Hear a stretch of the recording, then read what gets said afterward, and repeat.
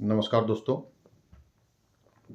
स्वास्थ्य परिचर्चा में आज आप लोगों का फिर से स्वागत है। अब आश्विन महीना समाप्त हो चुका है और कार्तिक माह प्रारंभ है। ऐसे में ठंडा का आगमन प्रारंभ हो गया है और ऐसे समय में स्वास्थ्य की रक्षा करना बहुत आवश्यक है। स्वास्थ्य ही जीवन है और हेल्थ इज वेल्थ, इस तरह की कहावतें आप लोग हमेशा सुनते आए हैं। जीवन में स्वास्थ्य से बड़ा कुछ भी नहीं है। स्वस्थ रहना सभी मनुष्यों का नैतिक कर्तव्य है। आप सभी स्वस्थ रहें और मस्त रहें, आनंदित रहें, यही हमारी शुभकामना है।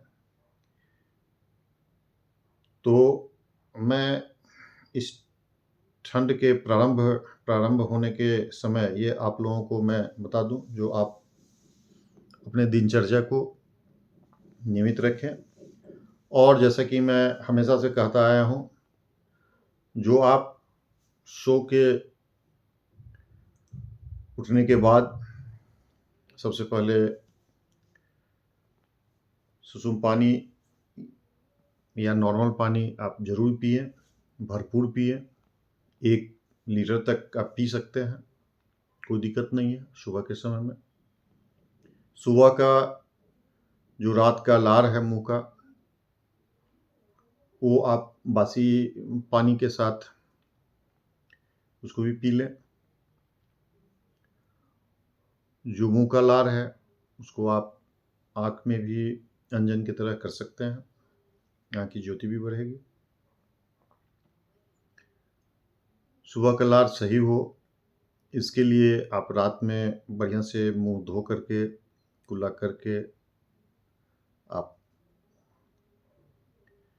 सोएं। रात को सोने के समय आप सरसों का हल्का सा तेल तलवा में कम से कम लगा के सोएं, नींद अच्छी आएगी। और ठंड के समय जो सबसे महत्वपूर्ण चीज़ है कि आप कार्तिक महीने में आंवला का सेवन प्रारंभ कर दें। आंवला को आप बॉयल कर लें और उसका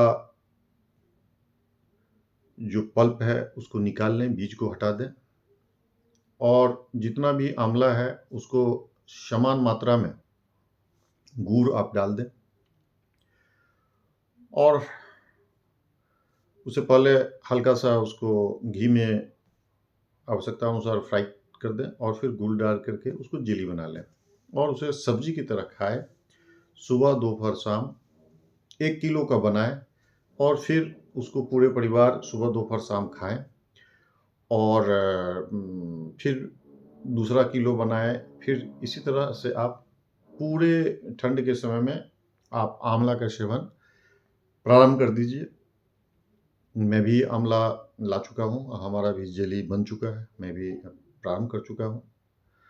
तो आप लोग भी इसे प्रारंभ कीजिए और अपने जो दिनचर्या है उसमें स्वास्थ्य के लिए एक्सरसाइज आप ज़रूर कीजिए।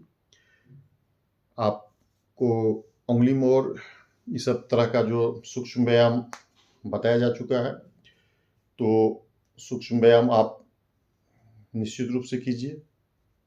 अभी हम जैसे वज्रासन में बैठे हुए हैं, तो वज्रासन में आप रात के समय भी बैठ सकते हैं, दिन में कभी भी बैठ सकते हैं, इसमें कहीं कोई दिक्कत नहीं है। सुबह में एक्सरसाइज की जब शुरुआत करते हैं तो सूक्ष्म व्यायाम से कीजिए और अपने एक्सरसाइज में आप प्राणायाम को जरूर शामिल कीजिए। देखिए, प्राणायाम आपका अंदर से में ऑक्सीजन की मात्रा को ठीक करता है। ब्रेन में जहाँ पे ऑक्सीजन कितनी आवश्यकता है, क्या है, इस तरह का जहाँ भी सिस्टम है, वो चेस्ट में हर एक पार्ट में जो ऑक्सीजन की मात्राएँ हैं, वो प्राणायाम से संतुलित होती है और साँस के माध्यम से केवल ऑक्सीजन ही नहीं जाता है, बहुत सारे ऐसे चीज़ें हैं जो हमारे शरीर को फ़ायदा करता है। अभी सारा चीज़ अभी रिसर्च के ही विषय में चल रहा है। इसीलिए आप प्राणायाम करें, निश्चित रूप से प्राणायाम करें। जैसे आपको प्राणायाम में भ्रामरी प्राणायाम में बताया जा चुका है कि आप जीवा को ऊपर की तरह ऐसे कर लेते हैं तालू में, उसका भी एक अपना अलग महत्व है। तो सारा चीज़ जो साइंटिफिक है, आप उसका अनुसरण करें और जैसे-जैसे आप इसमें रुचि बढ़ाते चले जाएँगे, उस तरह से आपको सारा चीज़ समझ में आता चला जाएगा। आप योग निश्चित रूप से करें। कुछ नहीं समझ में आ रहा है तो कम से कम आप 5 मिनट का जॉगिंग करें। जो बचपन में सिखाया गया था इस तरह का, तो ये सब तरह का भी एक्सरसाइज आप करें। कुछ भी एक्टिविटीज़, फिजिकल एक्टिविटीज़ आपको निश्चित रूप से, क्योंकि ठंड के समय हम लोग क्या करते हैं कि फिजिकल एक्टिविटीज़ घट जाती है। तो आपसे अनुरोध है कि आप फिजिकल एक्टिविटीज़ को बरकरार रखें और इसमें फिजिकल एक्टिविटीज़ घटने के कारण बीपी बढ़ने का भी चांस आता है।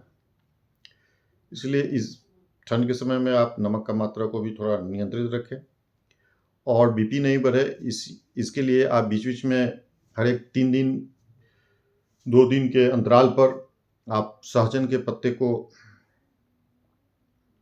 का सेवन कीजिए। उससे बीपी नियंत्रण में रहेगा और इस तरह से आप स्वस्थ रहें, मस्त रहें। तो यही हमारी शुभकामना है, जो आप ठंडे के समय में अपने आप को स्वस्थ रखें, एक्सरसाइज निश्चित रूप से करें और एक्सरसाइज का वीडियो आपको दिया हुआ है, जैसे भुजंगासन, धनुरासन, तारासन, सूर्य प्राणायाम, इस तरह का आसन आप कीजिए और मस्त रहिए। यही हमारी आकांक्षा है।